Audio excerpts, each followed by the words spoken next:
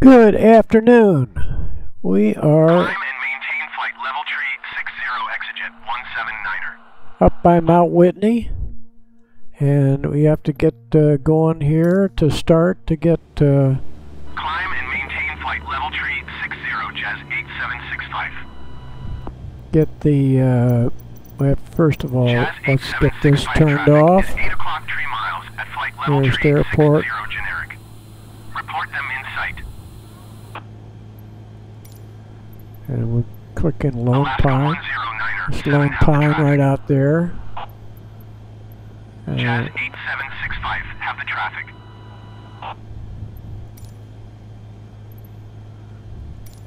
Here we go. So that's 122.8. That's a Unicom frequency, and then we're going to look right back here at what we just departed is Mount Whitney. I think that's Mount Whitney right up there. So we are up at we started at 14,000 feet, and we're doing too fast. I can get a little trim in, and we'll go back behind the airplane. We can go in here and just look at this, and we're going to get our little panel right there, and we want to be going at about 70, and it's just about trimmed at 70. The power, I've got the power set at idle, and we'll see if we can have this at 70. It's pretty good. It's right at 70. It's trimmed for that. And again, Lone Pine. We'll see a little across here. We'll see the little flash of the airport, which is just slightly on the south side. I don't see the flash right now, but it'll come back. Here is a direct flight there. So what we're showing, I just saw the flash of the rotating beacon at the airport or something. Anyway, the airport is right where the arrow is, and we're going to make a right base to runway 16. It's a 4,000 foot runway. They have a skydiving operation there, and the airport is at 3,680 feet elevation. And what we are going to do is try to keep this at right at here. We'll take this out of the way, and then we'll just trim just ever so slightly, right like that, for 70. We'll get this down to 70. It was trimmed for like 75. We can be right at 70, and so we'll get back inside, and this is what you look at like a pilot.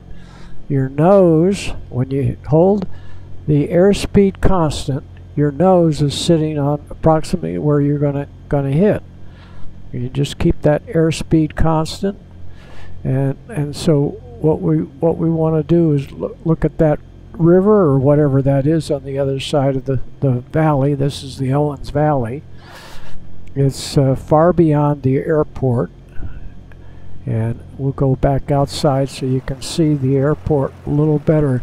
The runway is right in there, and when you're looking over the cowling, the river is where we will glide to, so we can easily make the runway. Now, you shouldn't be absolutely sure, but if we can be at 5,000 feet, when we get a beam right next to the airport where we would make a right turn to final, so we're on a long base leg. Downwind, we would be heading to the left up the valley. Base leg, we're going across heading east, and final is our heading will be 160, which is 160 is like right here is east, is over here. 160 would be right there. So you can see it's about 90 degrees to where we're heading right at this point. Close to that. So we could make little changes, but we got the 70 nailed.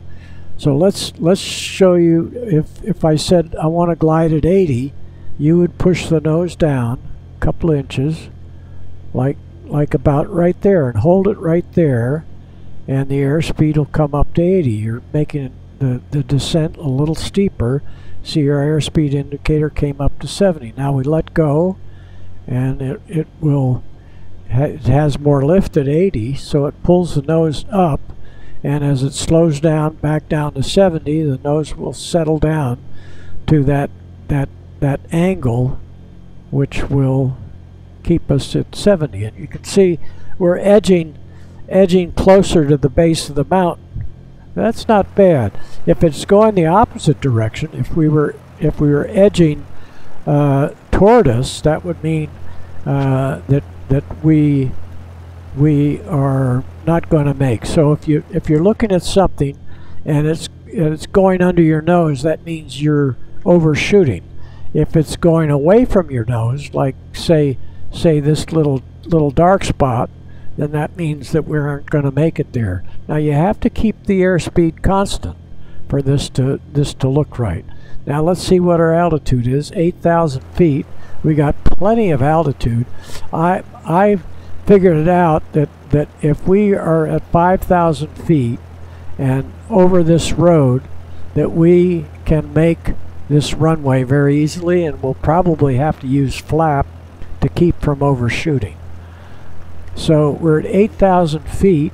What we can do is we can make a left 360, and they say in emergencies never turn your back on the runway, but I'm going to show you that we'll only use up about 1,000 feet. So when we complete our left 360, we will be at about 7,000 feet, and we need to be at 5,000 feet. So we're looking up the Owens Valley to the north toward Bishop, and these are the Sierras right here.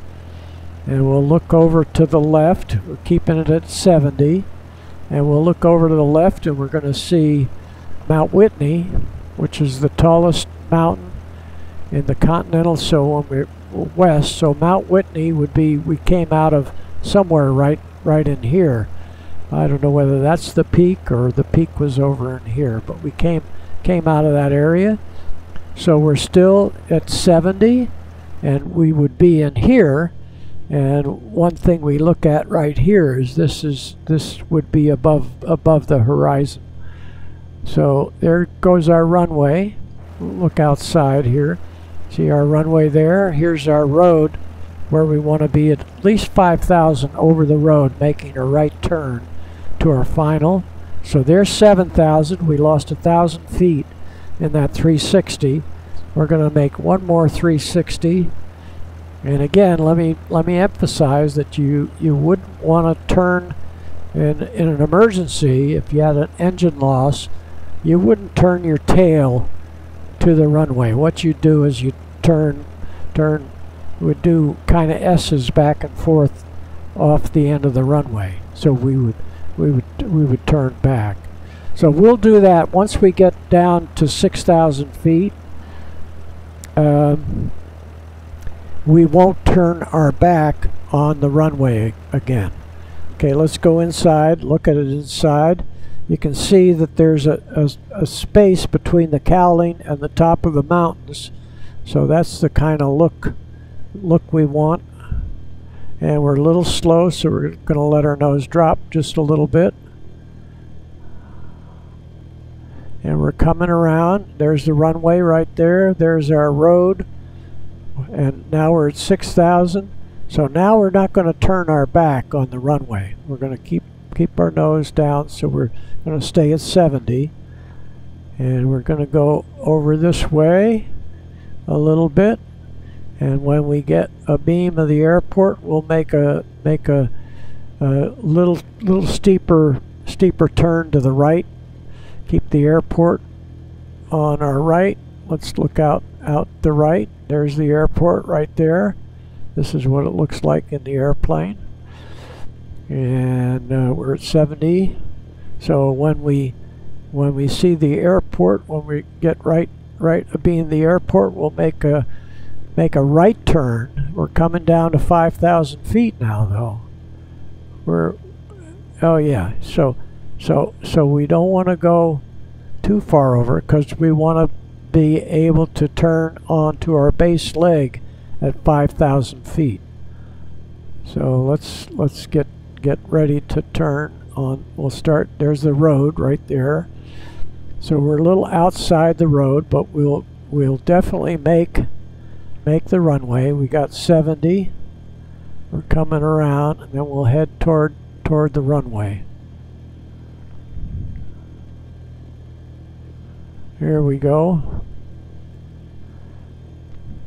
And we're a little bit, we're looking at the road. See, we're a little bit out from the road. So at 5,700 feet, we turned in. Now that could be just slightly low, but I think it's just about right. And on this you'd have to remember what the wind conditions are. So we'll keep it at 70. And if the runway moves toward us, that means we've got it made. We got the runway made. Looks like we're edging toward the runway. There's a little gap, but we'll keep it at 70.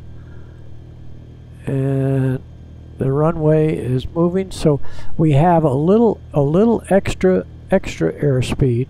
So we figured this just about right. We're cutting it a little close because the runway's plenty long. And at 70, we're during our flare out, we're gonna end up about a third of the way down the runway. We could come in with a little flap, but let's not mess around with the flap. So we come right down here. We get down close. Now we just skim along the runway, slowly bringing our nose up to the other end of the runway. Slowly bringing the nose up, ever so slightly. Slowly bringing the nose up, bringing the nose up. Now just keep it right there on the other end of the runway. Right there. And a little bit of left rudder. I have my feet were flat on the floor. I wasn't running the rudder pedals. I haven't used any brake. And right now I'll use a little brake to get us stopped by the end of the runway. Take the brake off. So we came in for this airplane is a little hot. 70 is a little more than you need, but for demonstration purposes, when I have a 4,000 foot long runway, the other runway is 2,400. So I'd have trouble stopping on a 2,400 foot runway. But with a 4,000 foot runway, I could have a 70 mile an hour glide speed.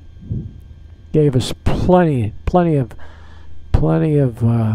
extra speed. You noticed it flared out, and we rolled out with no brakes to the end of the runway. At 60, we would have been walking speed, maybe about mid-runway, touching down or starting our flare out from 60 miles an hour. And I need to look this up to find out what the best glide speed is, and that would be in the manual. So I'm going to hit the brakes. Thanks for watching, and this is for Eric, my friend Eric, and he's thinking about doing a little practicing on my flight simulator, and I wanted him to understand gliding and turns. The next thing we'll do is we'll use about 2200 RPM, and we'll fly level. And at level flight with 2200, we will probably be cruising at about 90, maybe 95 knots. Probably well, somewhere in there. I haven't flown this little bird in a long time. So we'll kill the engine. Could have done that so you hear me a little better. And we'll go back outside and look around this beautiful valley. We'll look back up toward Mount Whitney, and that could be Mount Whitney. That's where we came from, right up there. And we used no power. We glided down to the runway with no power. Thanks for watching. We'll see you soon. We'll be back heading out of La Paz, Bolivia, and Dark Star heading for Santiago, Chile. And this was a little break for Eric. We don't have to say adios, we say goodbye. We're back in the USA. Bye.